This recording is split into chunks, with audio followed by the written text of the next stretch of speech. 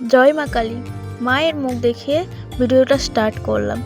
তো আমরা এসেছি যোগীবাড়িতে বিষ্ণুপুরে গঙ্গা স্নানের মেলাতে। তো তার আগে আমরা একটু যোগীবাড়িতে এসলাম, যেখানে হচ্ছে কি মানুষ মারা গেলে তাদেরকে কবর দেওয়া হয়। এই যে আমার ছেলে আর আমার বর সামনে এগিয়ে যাচ্ছে। জায়গাটা বিশাল, মানে ভীষণ বড়, খুব বড় আবার না আবার বড়, ঠিক আছে, যাই হোক। তো এটা হচ্ছে কি একটা গাছের নিচে মৎস্য মতো করা আছে। তো ওখানে দেখতে পাবে অনেকগুলো মানুষের মাথা, যেগুলোকে রং করা আছে। আর ফটোতে একটা তান্ত্রিক, যিনি হয়তো মারা গেছে, আমরা ঠিক জানি না, যাই হোক। তো এই যে তান্ত্রিক, তার পাশে এতগুলো মাথা, ঠিক আছে, মানুষের। এবার মানুষগুলো কি মানুষ জানি না, হয়তো ব্রাহ্মণ হতে পারে বা বড় এরকম তান্ত্রিক হতে পারে। আর এই যে গাছটা ওপর ছাউনি করা, চারিদিকে কবরস্থান, ঠিক আছে। এখানে হচ্ছে কি একটা মনসার গাছ আছে, যেখানে পুজো দেওয়া হয়েছে। আবার আছে একটা মৎস্য মতো তুলসী থান আছে।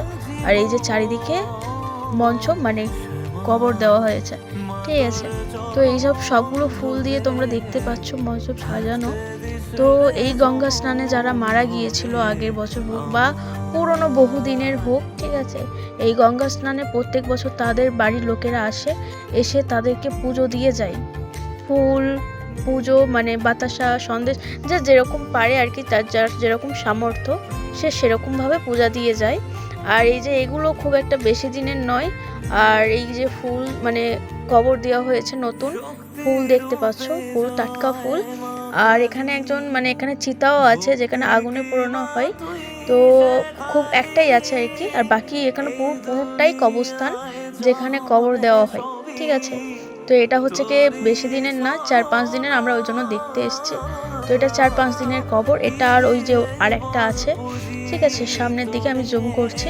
তো এটাও আছে আর কি, বেশি দিনের না। আর হচ্ছে কি এখানে সবে কবর দেওয়া হয়েছে। আমরা এবার ফিরে যাব, দেখি না এতগুলো যারা পেরেছে, যাদের সামর্থ্য আছে, তারা এই মন্দির করে রেখে দিয়েছে তাদের প্রিয় মানুষদের জন্য। যাই হোক, তো আমরা এবার এগিয়ে যাব আমাদের বাড়ির দিকে না, অ্যাকচুয়ালি মেলার দিকে যাব। আর এই যে যিনি মারা গিয়েছে, হয়তো কোনো ব্যক্তি হবে ভালো, ঠিক আছে, তাকে এত বড় একটা মন্দির করে রেখে দিয়েছে খুব সুন্দরভাবে। এই প্রিয় মানুষদের জন্য এইভাবে করে রাখা, মানে একটা কি বলতো, কবর দিলে হয়তো সেই স্মৃতিটা থেকে যায়, কিন্তু পুড়ে দিলে তার কিচ্ছু থাকে না, ঠিক আছে। যাই হোক, আমরা এবার গাড়িতে উঠে গেছি, মেলার মধ্যে যাব। তার আগে আমরা বিষ্ণুপুরের শ্মশানে যে মা কালী আছে, তাকে পুজো দেব প্রথমে। তো তার জন্য আমরা পুজোর জিনিস কিনে নিলাম, ঠিক আছে। পুজোর জিনিস কিনে নিয়ে এবার হচ্ছে গিয়ে শ্মশানের পাশে যে মা কালীটা আছে তাকে পূজা দিল আমার বর, আমি দিয়েছি, ঠিক আছে। যেহেতু ক্যামেরা করছিলাম, খুব আমার, আমি ক্যামেরাটা করতে পারিনি, মানে আমার পুজো দিয়েছি সেটা দেখাতে পারিনি। আর এই যে বিষ্ণুপুরে দেখেছো চারিদিকে ছাই, মানে ছাই পুরো কালো হয়ে আছে। জায়গাটা ঠিক এইরকম, পুরো চারিদিকে এলোমেলো, ঠিক আছে, পুরো শাঁসা করছে। আর শ্মশান তো যাই হোক, একটু মানে রাতে আসলে ভয় লাগবে, যাই হোক। আর এই যে দেখতে পাচ্ছ পুরো চারিদিকে কালো, মানে পা দিলেই পা কালো হয়ে যাবে এরকম, শুধু ছাই।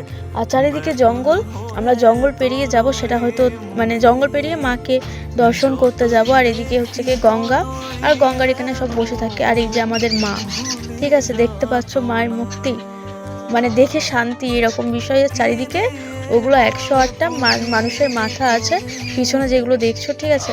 আর মায়ের চোখ, মায়ের কান, মানে মায়ের চোখ হচ্ছে রূপোর, আর মায়ের কানের যেই, মানে যেগুলো আছে আর কি।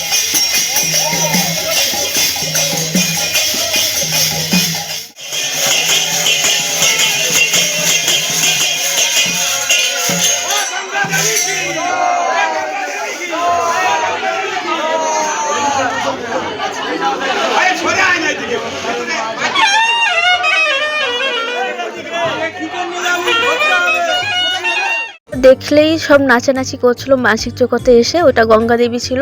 আর এই যে জলের মধ্যেও গঙ্গা দেবী ওই নৌকার মধ্যে আছে, ঠিক ভালোভাবে বোঝা যাচ্ছে না, কালো কালো লাগছে। আর ওদিকে জল উতলে পড়ছে একটা। শ্মশান থেকে বেরিয়ে এবার আমরা মেলার মধ্যে যাচ্ছি, দেখতে পাচ্ছ আশেপাশে প্রচুর দোকান। ধরে নাও এখান থেকে একটা স্টেশন পর্যন্ত মেলা, এপারে মাঠ ওপারে মাঠ, বড় মাঠের মেলা। আর এই যে মেলার মধ্যে পুরনো কালেকশন, যেখানে সোফা থেকে শুরু করে যাবতীয় পুরনো সব জিনিস পাওয়া যাবে, পুরনো দরজা, আলমারি, শোকেস, আমি এত কিছু ভাই নাম জানি না, যাই হোক পুরনো ল্যাপটপও তুমি পেয়ে যাবে এখানে। পুরনো ল্যাপটপ, ফোন ভাঙা, হ্যান ত্যান অনেক কিছুই আছে। আর আমার ছেলে কান্না করছে যে এই খেলনাটা নেবে। ঠিক আছে, এই গাড়ি, আমরা এখানে ঢোল দেখছি, আরও অনেক কিছুর বাবা অনেক কিছুই দেখাচ্ছিলো, বাট ও এইসব নেবে না, এই খেলনাটাই নেবে আর ওটাই ওর লাগবে। তো এটাই ওকে কিনে দেওয়া হলো। আবার আমি বলছিলাম যে বাবু ঢোল নিবি না, ও ঢোল নেবে না, ও এই খেলনাটাই নেবে, গাড়ি যেটা টানলে বাজে আর কি। তো ওটাই ও নিয়েছে, ওর পাপা ওটাই কিনে দিয়েছে। আর আমি বলেছিলাম যে আমার খুব ছোলা মাখা খেতে ইচ্ছা করছে, তাই ওর পাপা দাঁড়িয়ে মানে আমার জন্য ছোলা মাখা কিনে দিচ্ছে। আর এই যে তখন থেকে প্রথম থেকে আমি আমার নিজের ফেসটা দেখাইনি, এই যে দেখে নাও আমার ফেস। আর এই যে মাখানো হয়ে গেছে, পুরো কমপ্লিট। এবার এটাকে ওর পাপার হাতে দেবে, মানে আমার বরের হাতে দেবে, আমি ওটা খাবো। তো এটা ক্যামেরার সামনে খাইনি, বাট আমি খেয়েছি। ঠিক আছে, তো এবার হচ্ছে কি ওখান থেকে বেরিয়ে আমরা এই যে খেলা দেখতে চলে এসেছি। আমরা বাড়ি ফিরছিলাম, ফেরার মুখে দেখি না মেলারই মধ্যে এই খেলাটা হচ্ছে। তো আমি আমার বরকে বললাম চলো ওই খেলাটা দেখে আসি। তো খেলাটা দেখতে গিয়ে দেখলাম যে এই যে মেয়েটা এতটাই ট্যালেন্ট, একটা দড়ির মধ্যে, থালার মধ্যে বসে দড়ির মধ্যে এপার থেকে ওপার হবে, আবার ওপার থেকে এপারে প্রচণ্ড দুলছে। কিন্তু আমার খুব ভয় লাগছিল যদি পড়ে যায়, বাট পড়েনি।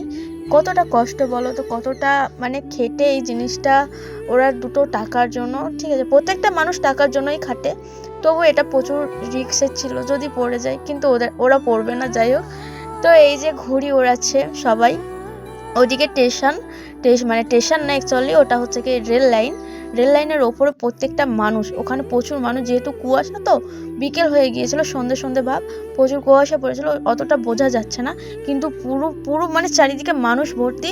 আর ওই যে আকাশে প্রচুর ঘুড়ি উঠছে। আর আমার ছেলে এই যে গাড়ি চড়বে বলে বায়না, আমি খরচা বাড়িয়ে দিয়েছি, যাই হোক ওইটা খেলাটা দেখতে আসবো বলে। তো একটাই ছেলে, বুঝতেই পারছো, একটা হোক আর 10টা হোক, ছেলেদের তো আবদার, মানে ছেলে মেয়ের আবদার মেটাতেই হবে।